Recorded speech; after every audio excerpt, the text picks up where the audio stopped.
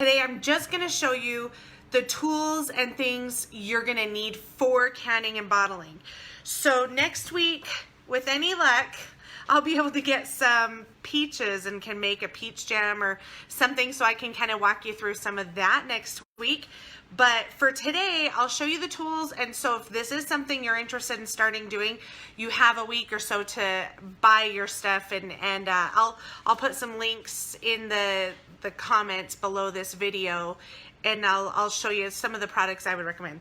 So let me show you here. I've got my phone on a stand.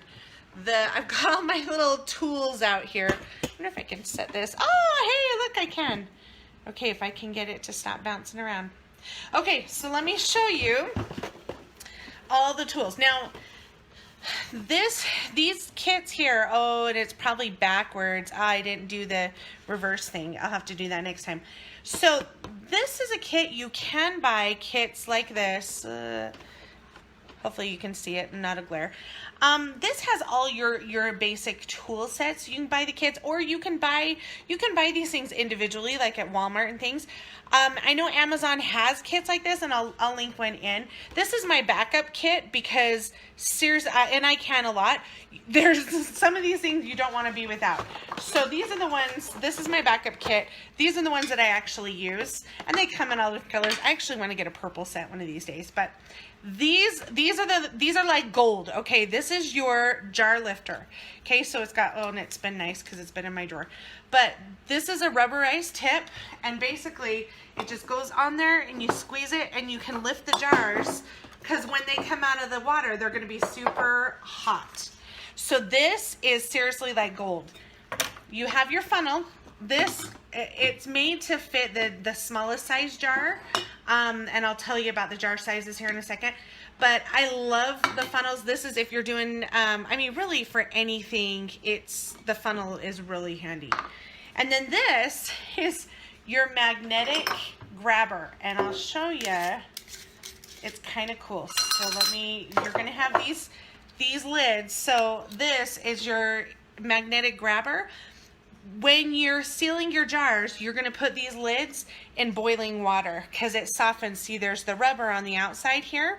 Now, if you're sealing and you're processing your jars, this rubber, it's a one-time use thing.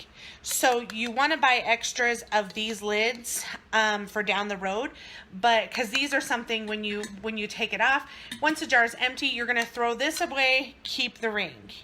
So you have your rings and your lids. But your lids, so in order to soften, this is the rubber that really does the seal when you can. You have to soften that before you put it on the jar and then seal it. And so you soften it by putting these in boiling water. And I just have them like in my pan on my stove while I'm canning. And so again, this magnetic tool is so worth its weight in gold, because you don't have to stick your hand or tongs or anything down in the water. You just put this and grab one and stick it on the can, because they'll be really hot. Okay, so these three tools you definitely are gonna need. Jar sizes. Okay, so let me show you a little bit about the jar sizes. We've got a little assortment of jars here, and I just pulled them out of my garage, all but this one. So they're not the cleanest. Some of them are kind of dingy. I should have washed them up. But this is your biggest jar, and actually I've seen bigger jars than this, believe it or not. This is a 2-quart jar. It's got your measurements and stuff there. These you're rarely going to use. I mean, unless you're doing pickles or something huge, you have a big family. I only have, I think, 4 or 6 of these jars. And what I actually use these for more than canning is I'll do the vacuum sealing. Like we'll put candy bars in them or something, and we'll vacuum seal them. And because the vacuum sealer just goes on this part, you don't have to, it doesn't matter the size of the jar. So that's what I use this one. So this isn't really a practical size jar unless you have a super huge family. Now, these are going to be your more common ones. These are your quart jars.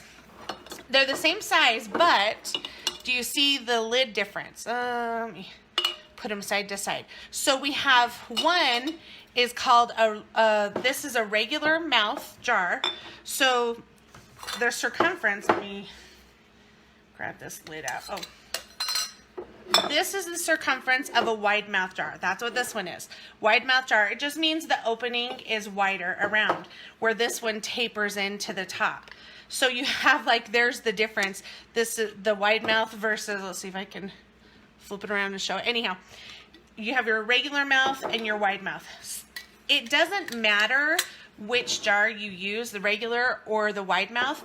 My preference is the wide mouth because they're easier to fill. There we go. That might be a better comparison. But you see how the regular one kind of tapers in at the top. The wide mouth is my personal preference because they're easier to fill.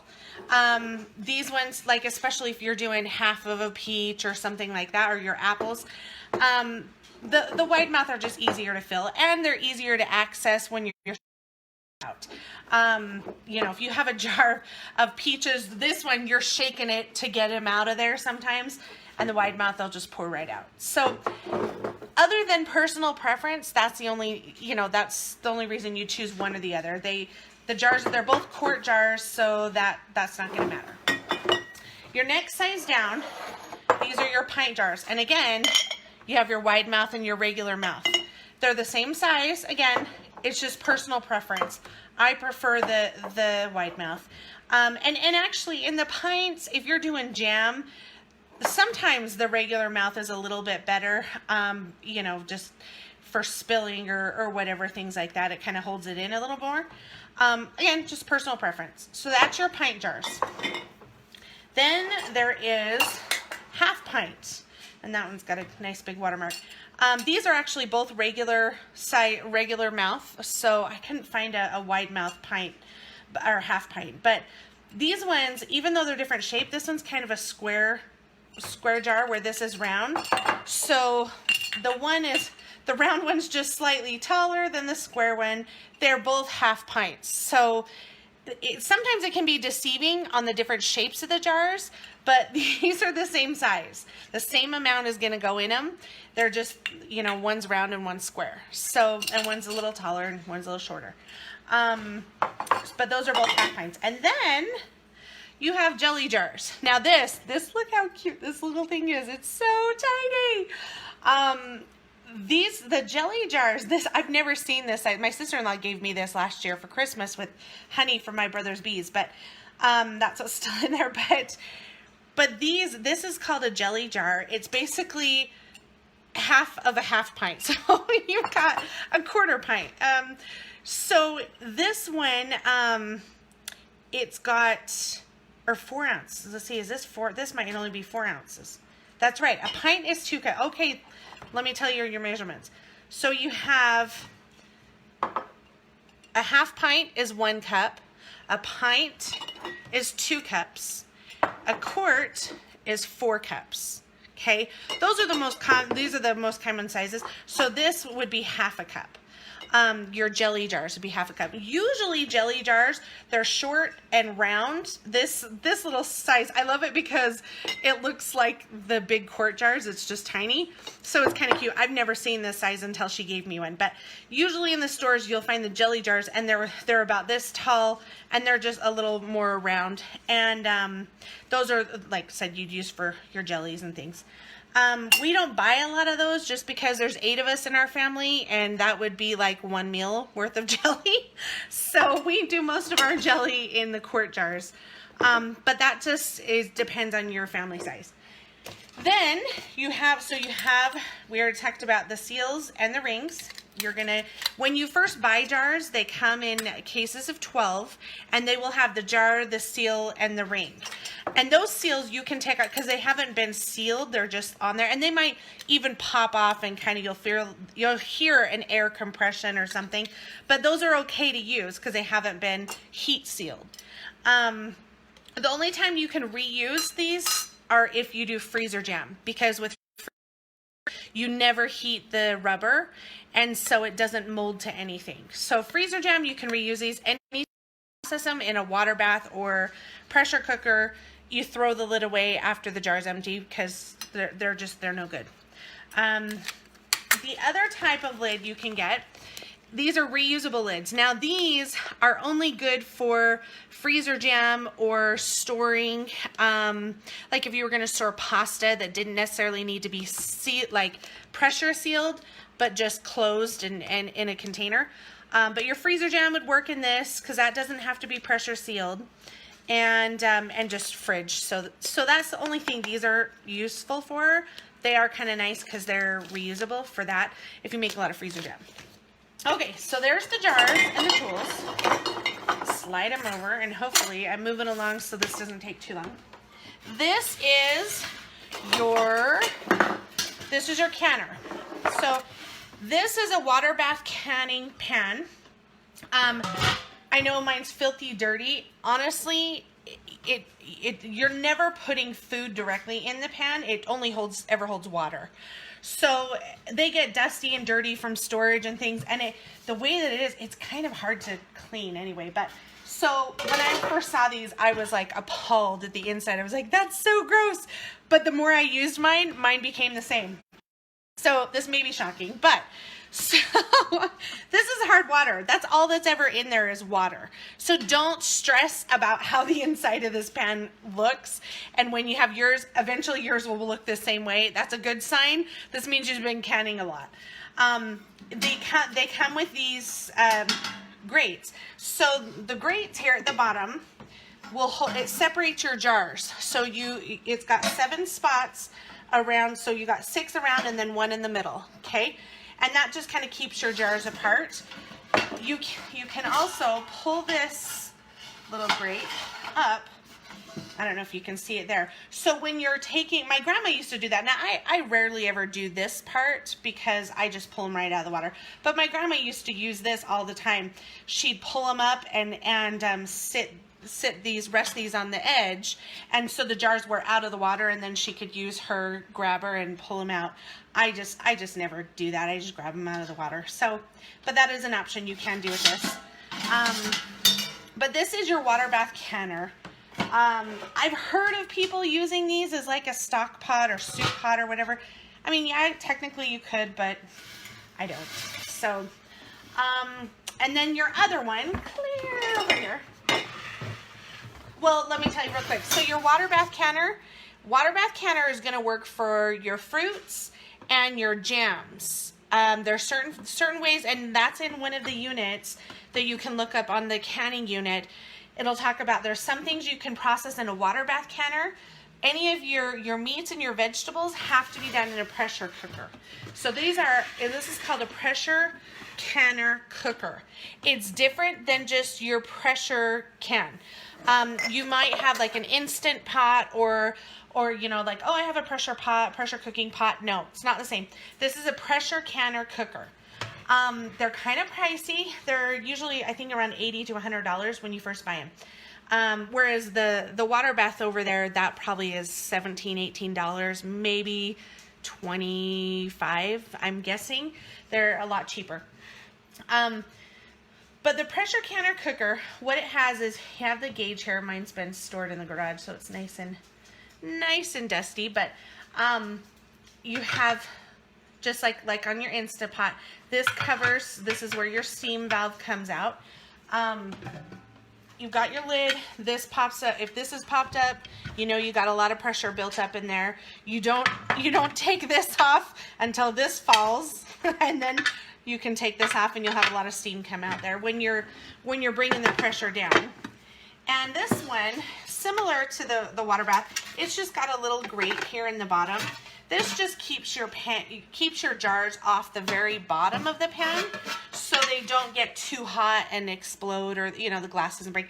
Really, that doesn't happen very often. I've had glass jars break even in the water bath canner. Usually if the jars get too old, after so many uses, they'll break randomly. It's totally random. It's not like this big explosion with glass flying everywhere, so don't stress about it. If it breaks, it's usually like it'll just crack and the whole, like, half of the jar will break off the other half. So it's not too bad. That's happened before. It doesn't affect anything else in the pan because everything else is in their own jars sealed up. So you just clean it out, throw the glass away. It's not a big deal. It does happen, but like I said, I wouldn't stress about it. It's not anything that's gonna, you know, shoot up and take your eye out or anything. So, so the pressure canner cooker, this is a little bit more of a process, takes a little bit more time. This is the only way you can, and meats and vegetables. Tomatoes are one of the borderline things. Usually you can get away with the tomatoes in the water bath canner, but they always say, when in doubt, pressure. If you're ever not sure, you just pressure cook it. It gets it to that higher temperature and kills all the bacteria. Depending on this little gauge here, depending on what you're pressure canning cooking, your gauge will go up. Let me see if I can, let's take the lid. Ooh, and I'll bring, so can you see the little gauge there? So depending on what you're pressure cooking and canning, there's a little gauge there. It has the numbers, so it might tell you, and this is all based on your elevation as well. If you get a pressure canner cooker and your gauge is not at 0, like right now it should be at 0, which it is. This is good. If it's not at 0, it might have been shipped from a higher altitude or lower altitude, things like that. You can take this to your local extension office and they can adjust it for you. And sometimes you have to do that. If you move from a high elevation to a low elevation or vice versa, you may have to get it adjusted at your extension office. But basically, your pressure gauge, how you do the pressure canning is you're gonna have the lid on, have it all sealed, everything, and you just let the pressure build up, and it'll have like, depending on what you're doing, it might say 12 pounds of pressure for 1 hour. And so you just wait till the little gauge gets to 12, and then at that point you adjust the temperature of your stove to keep it at 12. So this takes a little more babying. You really have to watch it. You know, and if you Google, you might hear all sorts of horror stories about them blowing up the house and things. You know, there's horror stories out there, but as long as you're watching it, you're babying it, check it every 5 to 10 minutes. You just watch your gauge. Obviously, you know, there's the caution of over 20 pounds of pressure. That's when it gets a little dangerous. But as long as you're watching this, most ones, I don't think I may have done one recipe where it had it go up to 16 pounds. Most of the ones that I've done have been around 12 to 14 pounds of pressure, and they're usually for like an hour. So it's not too bad, and if it goes a little higher, that's okay. You just lower your temperature of your stove and just try to keep it as close to that as possible. You don't want it to go lower than the recommended pounds, especially not for very long. And so you just have to kind of baby these a little bit more when you're doing the pressure cooking. So there's not a whole lot of rhyme or reason to it other than that, but I'll do some more live videos, like I said, next week. I'm hoping I get some peaches so I could show you how to do some water bath canning of maybe some peach mango jam or something like that next week. But yeah, hopefully that helps, gives you kind of a hands-on look of some stuff. And if you have any questions, go ahead and put them in the comments, because I couldn't answer them while I'm doing it on my phone. But put your questions in the comments and I'll go through and I'll answer them. And I'm going to I'll add the links to the products that I've showed you here, the ones that I would recommend, and kind of what the differences are. So anyhow, thanks for watching. Have a great day.